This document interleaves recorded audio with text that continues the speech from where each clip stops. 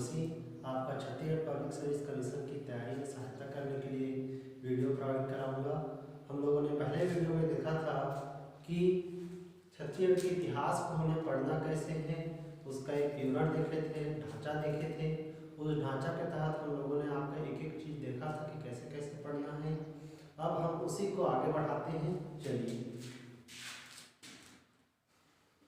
छत्तीसगढ़ का इतिहास में पहला हमें पढ़ना है प्रागैतिहासिक काल।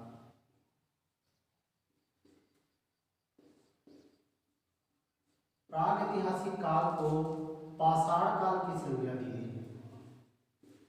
इस काल की संज्ञा दी गई है पाषाण काल की। इसको पाषाण काल की संज्ञा इस कारण दी गई है क्योंकि इसमें जानकारी का मूल स्रोत आपका क्या है, पत्थर है। इसी कारण इसको पाषाण काल कहते हैं। छत्तीसगढ़ के इतिहास में इसको पढ़ने के लिए चार भाग में बांट के पढ़ते हैं। पूर्व पाषाण काल, मध्य पाषाण काल, उत्तर पाषाण काल और नव पाषाण काल।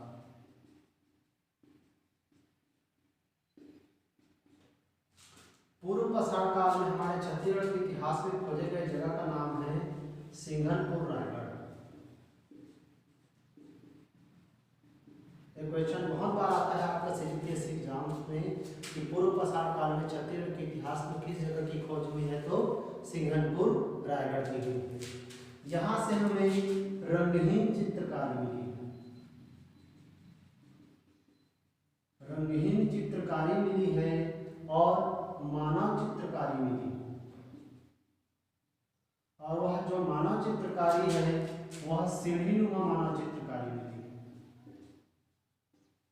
सीढ़ीनुमा कहने का अर्थ है आपका इस प्रकार की चित्रकारी मिली है। कहाँ से भी? सिंघनपुर, रायगढ़ से। सिंघनपुर की खोज की थी 1910 ईस्वी में किया गया था एंडरसन नामक साइंटिस्ट द्वारा। एंडरसन नामक वैज्ञानिक द्वारा आपका सिंघनपुर आपका क्षेत्र की खोज की गई थी, जो कि कहाँ, कौन से जिले में है? रायगढ़ जिले में। यही आपका क्वेश्चन पूछा जाता है पाषाण काल में कि पूर्व पाषाण काल में छत्तीसगढ़ के इतिहास में किस जगह की खोज हुई है, तो सिंघनपुर की खोज हुई, जो कि किस जिले में पाया गया है? रायगढ़ में।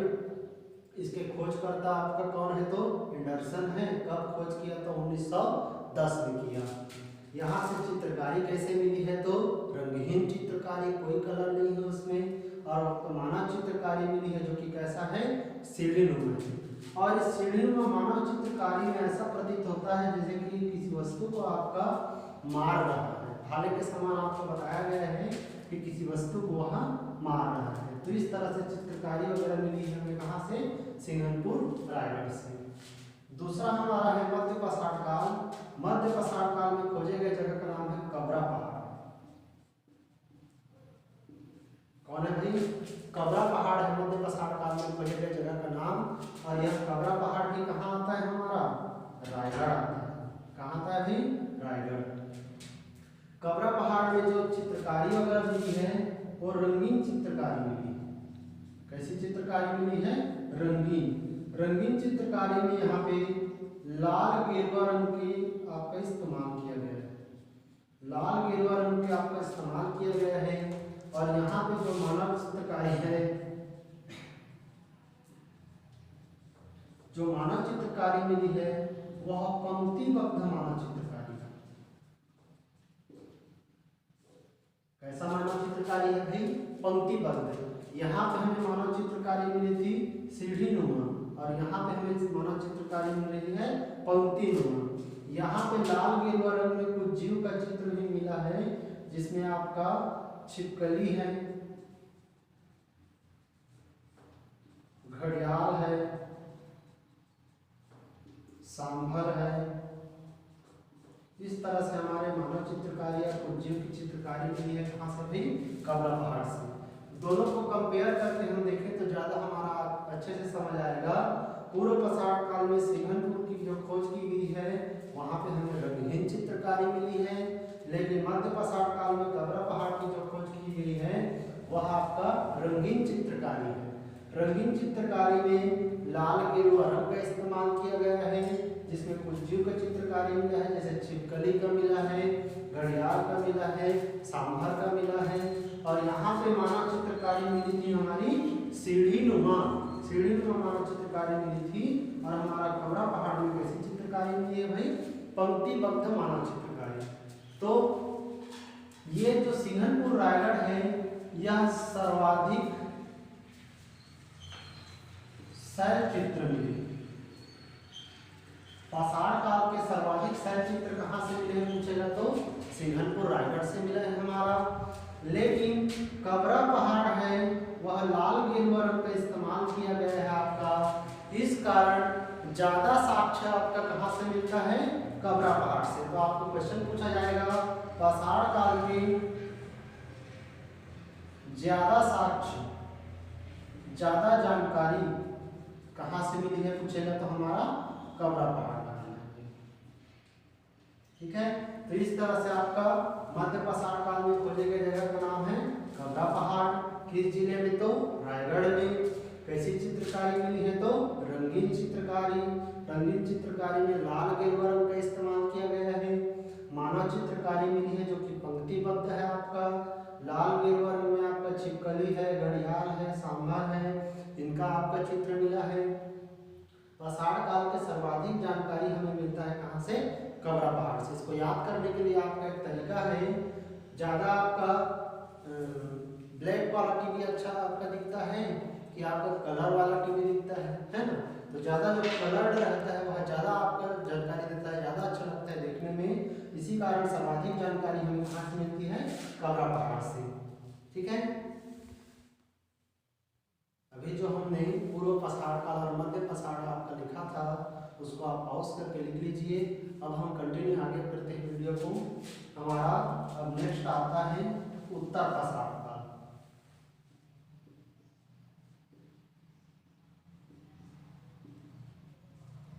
उत्तर पाषाण काल में छत्तीसगढ़ के इतिहास में खोजा गया है आपका धनपुर बिलासपुर। यह महानदी घाटी वगैरह भी मिला है, महानदी घाटी क्षेत्र में, लेकिन मूल रूप से आपका धनपुर बिलासपुर मिला है। इसको याद करने का आपका यह तरीका है, जब हम उत्तर देंगे तो हमें आपका क्या मिलेगा जी, धन मिलेगा। क्योंकि यदि अच्छा उत्तर दे देंगे हमारा जॉब लग जाएगा तो हमें धन मिलेगा ना। तो इसको याद करने का तरीका आप याद रखना, उत्तर देंगे तो हमें क्या मिलेगा, धन मिलेगा। इसके बाद नवपाषाण काल में आपका, नवपाषाण काल में 4 जगहों की खोज हुई। कितने जगहों की, 4 जगह, जिसमें हमारा पहला है अर्जुनी, टेरम, चितवा डोंगरी और बोमडीला। इन 4 जगहों की खोज हुई नवपाषाण काल में। क्या क्या भाई, अर्जुनी, टेरम, चितवा डोंगरी और बोमडीला। अर्जुनी हमारा मिला है दुर्ग में। कहाँ मिला है जी, दुर्ग में। टेरम मिला है हमारा रायगढ़ में। और चितवा डोंगरी और बोमडीला हमारा मिला है राजनांदगांव में। तो आप याद रखिए, अर्जुनी दुर्ग में, टेरम रायगढ़ में, चितवा डोंगरी और बोमडीला कहाँ मिला है तो राजनांदगांव में। इसको याद करने का आप एक ट्रिक दे देते हैं, जैसे कि हम लोग शब्द इस्तेमाल करते हैं अर। जब आपका खेत वगैरह में जो वाहन चलाते हैं, नांगर वगैरह चलता है तो उसमें अर दुर बोलते हैं ना हम लोग। तो इसको याद करने का तरीका है, बोलिए अर, बोलिए अर, तो हो गया हमारा दुर। क्या हो गया भाई, दुर। ठीक है, टेरम में र में हकलाना है, टे र रायगढ़, ऐसे बोलना है आपको। टेरम में आपका र में हकलाना है, टे र मतलब रायगढ़। और चित्तौड़ और बोमडीला ये दोनों मिले हैं कहाँ से, राजनांदगांव से। चित्तवा डोंगरी बोमडीला का व्यापक सर्वेक्षण किया गया था रमेंद्रनाथ मिश्र द्वारा। रमेंद्रनाथ मिश्र और भगवान दास बघेल।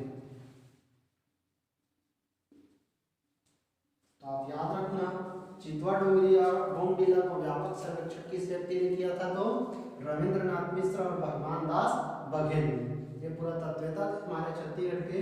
तो इस तरह से नव पाषाण काल में हमारे 4 जगहों की खोज हुई है, अर्जुनी, टेरम, चितवा डोंगरी और बोमडीला।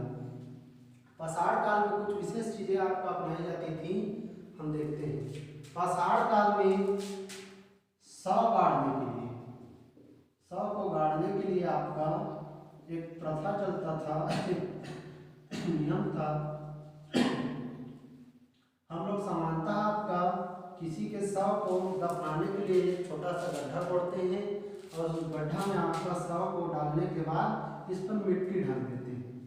ये हमारी व्यवस्था है, लेकिन पाषाण काल में ऐसी व्यवस्था का इस्तेमाल इन्होंने नहीं किया है। इन्होंने क्या करते थे, एक बहुत बड़ा आपका गड्ढा खोदते थे, एक बहुत बड़ा क्या करते थे, गड्ढा खोदते थे, इसमें शव को डाल देते थे, फिर आपका इसको एक बहुत बड़े पत्थर से ढक देते थे। क्या करते थे, एक बहुत बड़े पत्थर से ढक देते थे और इसको नाम दिया गया है महापाषाणकालीन स्मारक।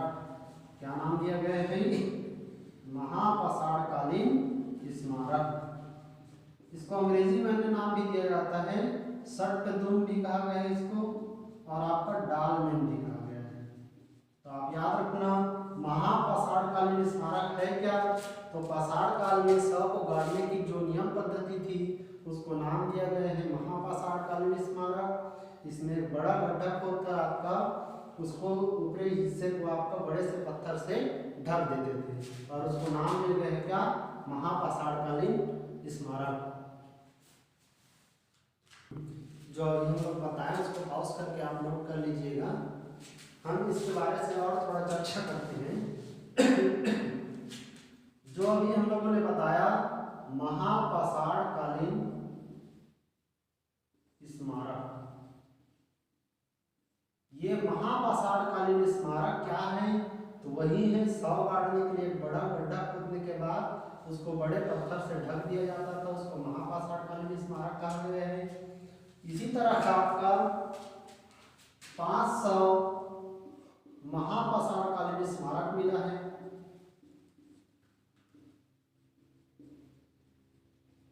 500 महापाषाणकालीन क्या मिला है भाई?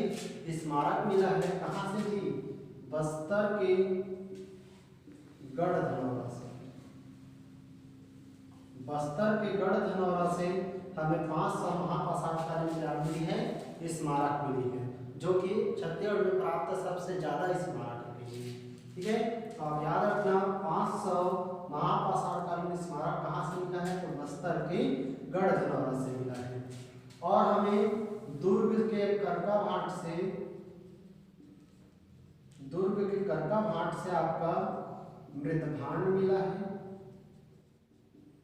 मृतभांड, और आपका हथियार वगैरह मिला है। ठीक है, तो याद रखना दुर्ग जिले के करका भाट में हमें मृतभांड मिली है और क्या मिला है? हथियार मिली है। किस काल के भाई? प्रागैतिहासिक काल, पाषाण काल के। और हमारा जगह है बालोद का। बालोद के 3 जगह है, चिररारी, सोरल और करिएभद्र। ठीक है, इन तीनों जगह से महापाषाणकालीन स्मारक मिले।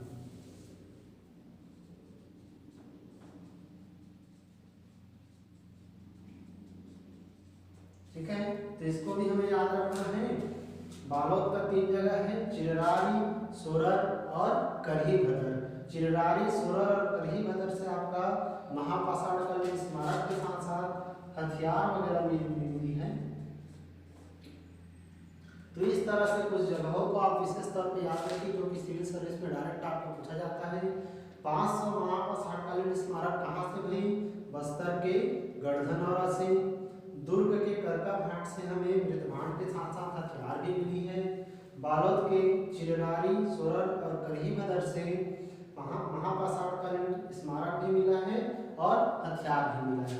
इस बालोद की इस जगह को याद रखने का एक तरीका है आपका, जिसको याद करने का तरीका है कि एक पिक्चर देखे होंगे आप, बाहुबली, है ना?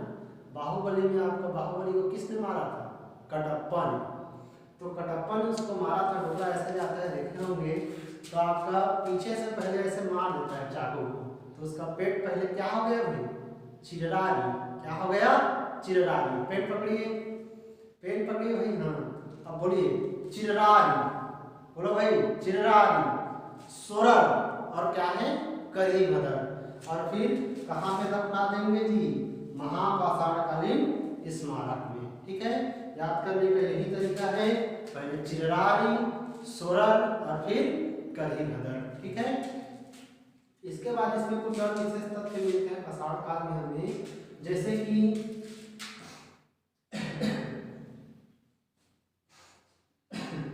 सबसे लंबी गुफा, सबसे लंबी गुफा मिली है पाषाण काल की, बोतलदा कहते हैं। क्या कहते हैं भाई? बोतलदा, जो कि किस जिले में है? रायगढ़ जिले में है। ठीक है, इसके बाद आपका याद रखना है सर्वाधिक शैल चित्र कहाँ से मिला है? तो सर्वाधिक शैल चित्र मिला है हमें सिंघनपुर रायगढ़ से। लेकिन सर्वाधिक जानकारी कहाँ से मिली है? तो सर्वाधिक जानकारी हमें कबरा पहाड़ से मिला है। कबरा पहाड़ रायगढ़, सिंघनपुर रायगढ़। ठीक है, इसके बाद याद रखिए आप सर्वाधिक महापाषाणकालीन स्मारक कहाँ से मिली है?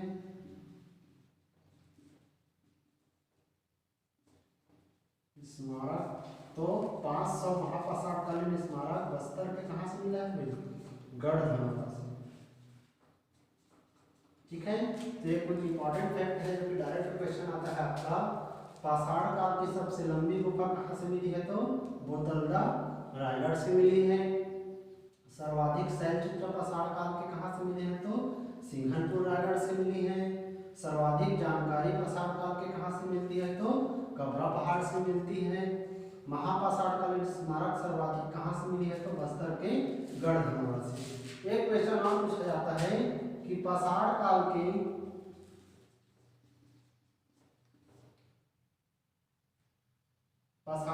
के बहुत से साक्ष्य किस जिले से मिला? तो याद रखिएगा, अगर जिला पूछता है तो हमें लगाना है कौन सा जिला? रायगढ़, क्योंकि देख रहे हैं लगभग बहुत सारी चीजें हमें रायगढ़ से मिल रही हैं। तो ये कुछ इंपॉर्टेंट फैक्ट है जिसको आप नोट कर लीजिए। ठीक है, चलिए यहीं तक हमारा आपका वीडियो। सब्सक्राइब कीजिए, व्यूअर्स को आपका ट्रांसफर कीजिए लिंक को आपका, ताकि मैं और छत्तीसगढ़ के इतिहास को विस्तृत रूप से आप तक पहुंचा सकूं और आपके सिविल सेवा की तैयारी में मदद कर सकूं। बोलिए जय भारत, जय छत्तीसगढ़।